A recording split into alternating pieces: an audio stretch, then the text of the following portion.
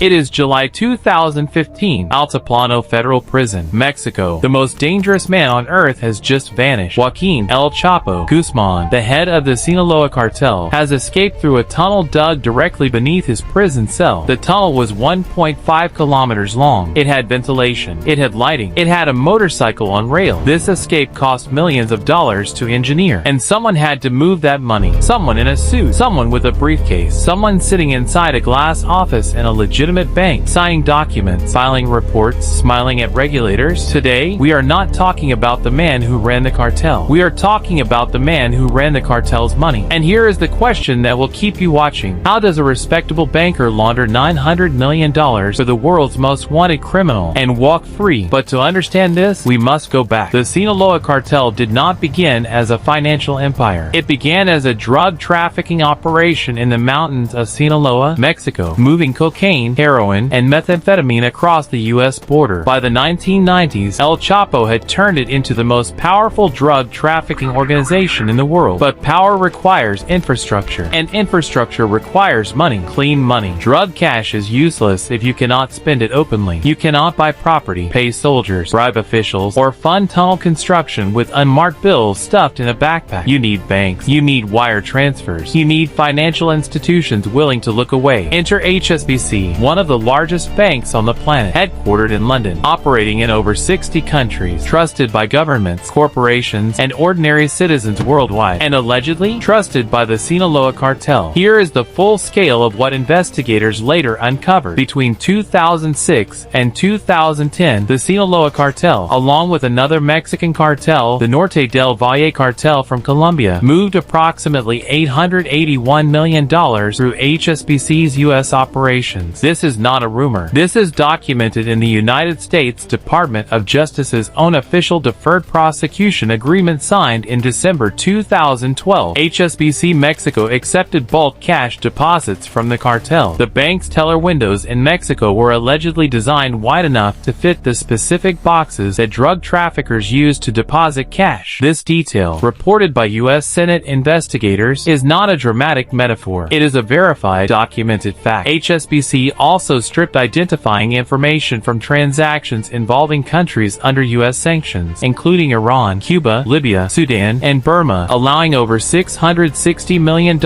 in prohibited transactions to pass through the US financial system undetected. The total fine HSBC paid in 2012, $1.9 billion. No individual banker went to prison, not one. And here is where the story becomes dangerous, because inside these transactions, investigators identified a pattern. The cash didn't just flow randomly. It was structured, layered, and moved through a sophisticated network of shell companies, correspondent banking relationships, and currency exchange houses called casas de cambio. Someone understood compliance systems. Someone knew exactly how to stay beneath reporting thresholds. Someone knew which flags to avoid and which relationships to cultivate. That someone was not El Chapo. El Chapo grew up poor in a mountain village. He had minimal formal education. What he had was instinct, violence, and loyalty. He needed professionals around him. The financial professionals who served the cartel operated in a shadow economy that investigators called mirror image banking. Dirty money entered as legitimate business revenue. Fees were paid. Paperwork was filed. And on the other end, clean dollars emerged. This is not alleged. This is the architecture that the US Senate Permanent Subcommittee on Investigations described in their 340-page report published in July 2012. And the system had been running for years before anyone stopped it. Now here is the turn. In 2010, a single compliance officer at HSBC's U.S. division filed an internal report flagging suspicious transaction patterns in accounts linked to Mexican currency exchange businesses. The report was buried. The officer was reportedly sidelined, but the U.S. Department of Justice had already begun building its case. What broke the system open was not a dramatic raid. It was paperwork. It was a team of financial investigators at the DOJ and the Office of the Comptroller of the Currency who spent years tracing transaction threads, correspondent banking records, SWIFT messages, and currency exchange filings. By 2012, the case was complete. HSBC Holdings agreed to pay $1.921 billion